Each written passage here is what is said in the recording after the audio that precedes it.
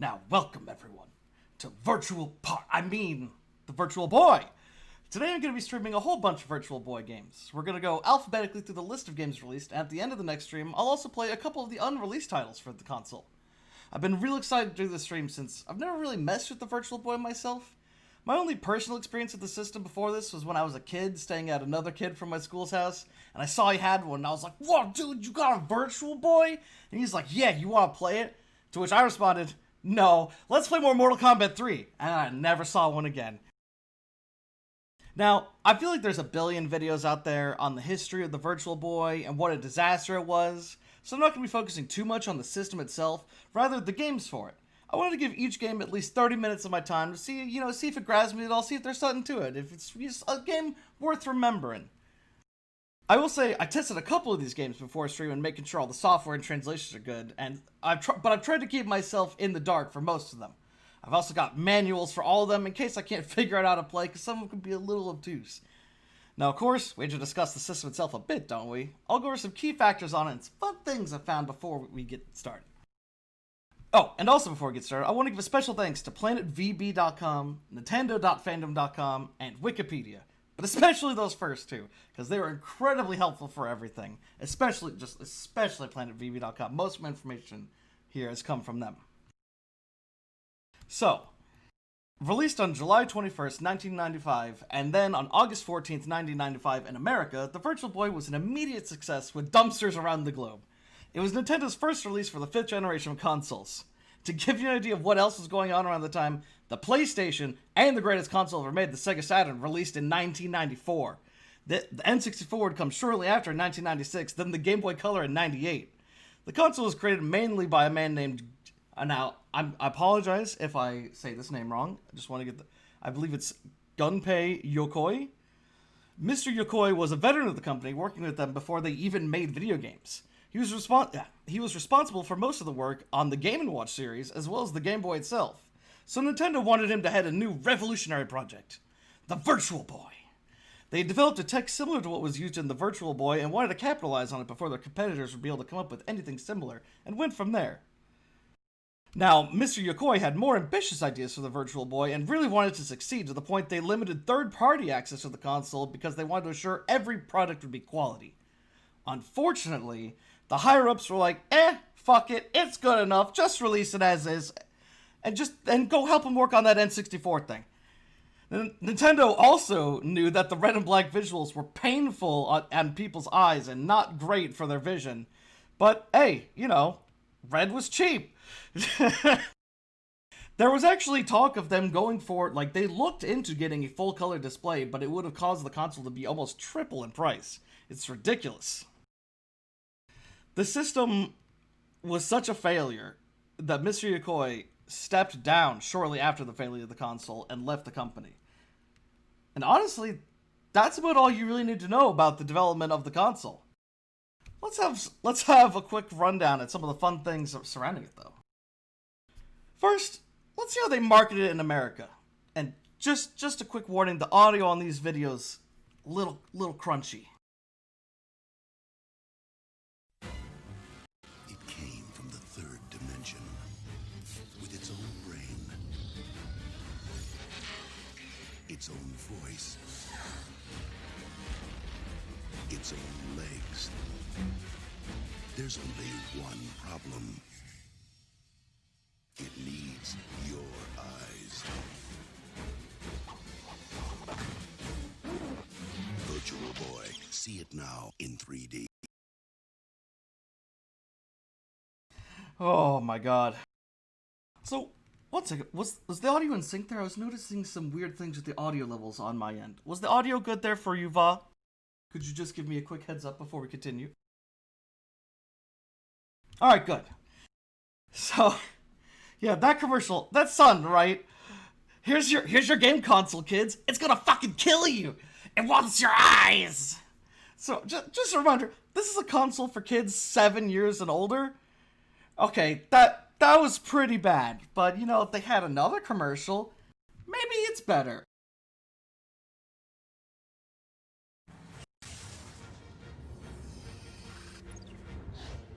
He had the moves, the punches,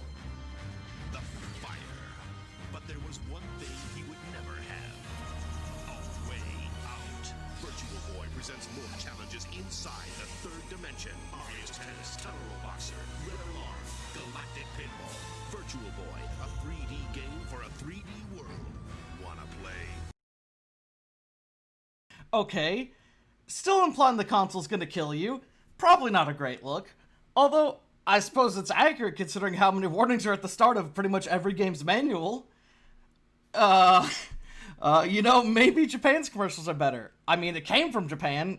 Surely it was marketed better there. Oh, and this is serious. Flashing light warning for the upcoming commercials. If you are sensitive to flashing lights, you might want to look away for a little bit. 世界で初めての完全立体映像ゲーム機バーチャルボーイ誕生。左右の目に異なる映像を映すことでテレビゲームでは表現できない立体感を生み出した。テニス、ボクシング、マリオの立体アクションゲームなど同時発売。バーチャルボーイ、ゲームの新しい時代が始まります。 What the hell was that? I mean, what can I say? I have no idea what was going on in that commercial. I liked that 3D model of Mario that zoomed by at one point. It was just complete fucking madness. They do have another commercial from around the time. Let's try that one. 世界で初めての完全立体映像ゲーム機バーチャルボーイ。テレビゲームでは味わえない立体感あふれるソフトが次々登場。マリオズテニス、ギャラクティックピンボール、テレロボクサーなどが同時発売。バーチャルボーイ、販売店でぜひお試しください。 Alright, well, I feel that at least gave me an idea of what the games are, although I'm pretty sure Tellura Boxer isn't you just getting punched in the face repeatedly by Master and Crazy Hand.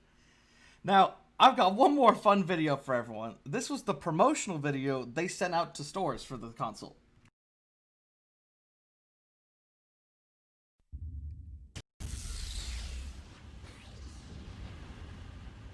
Enter the unique world of virtual gameplay with Nintendo Virtual Boy. The first three-dimensional stereo immersive 32-bit video game system ever. Virtual Boy is so advanced it can't be viewed on conventional TV or LCD screens. Virtual Boy comes with the Mario's Tennis Game Pack, featuring a three-dimensional court with depth that only Virtual Boy can deliver. Play singles or doubles in either one or two-player mode. Nintendo Virtual Boy, a 3D game. Yeah, the audio just cuts out there a little early. Sorry about that. Okay, now, is it just me, or did that almost feel like a Tim and Eric skit? Did you notice it said singles or doubles and with two players? Because that never happened. I actually really love that video. It's incredible. I truly feel immersed in the 3D world now. Now you might be thinking, oh boy, those American commercials really were something. I'm sure the print ads were better, right?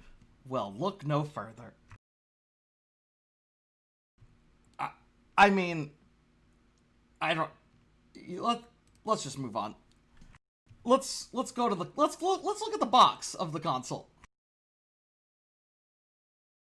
All right, look at this. Look at this beautiful beast. So a couple things you might notice when looking at the box for the console. It's a damn nightmare. Oh my god, it's so visually busy, and that's the guy with the sparkle dog. For someone to say in that. You may notice the giant sticker advertising 6 whole Duracell batteries with a mail-in. That's right, this thing needs 6 fucking batteries to run. On the back, I like how it shows all these games that don't come with it. It's like, check out all these cool games. They're not with the console, you can go get them yourselves. On the top right here, we see Wario Cruise. That game we will be playing, but that is not the actual title of that game. Fun fact, that is what eventually became known as Virtual Boy Wario Land. Oh god. Yeah, carry 6D virtual batteries would be pretty bad. Yeah, this Wario Cruise would eventually become Virtual Boy Wario Land, which, what a terrible name. Virtual Boy Wario Land. Although I guess Nintendo still hasn't shied away with that with, like, Nintendo's Super Smash Bros. For Wii U. And yes, the controller needs 6 batteries. Let's see here. Under Mario's Tennis, it again mentions single and doubles, alluding to the multiplayer feature that never happened. There was going to be a link cable, but never released due to the console's horrible failure. I looked through the manual for the console, but there wasn't anything too interesting, though I did find these fun graphics. Let's get these up. Here you go. Fun little thing. This is something you might notice when looking at this pic is all the sockets on the headset. The one jumping out to me being the Game Link socket, which, if you hadn't guessed, is the multiplayer cable. It's right there in the fucking manual that came with the console. Like, here's your Game Link socket so you can play multiplayer with your friends. It's coming soon. On the right, I've included an image of the battery case attached to the controller to give you an idea of how honkin' huge it is. It's truly a beast. Didn't this also happen with the GameCube? No, as far as I know, the GameCube had all its accessories. There was accessories that plugged into basically every port on the GameCube. And so, I guess I had a bit more to say on the console itself than I thought. But I think that's enough. Let's actually get to some games.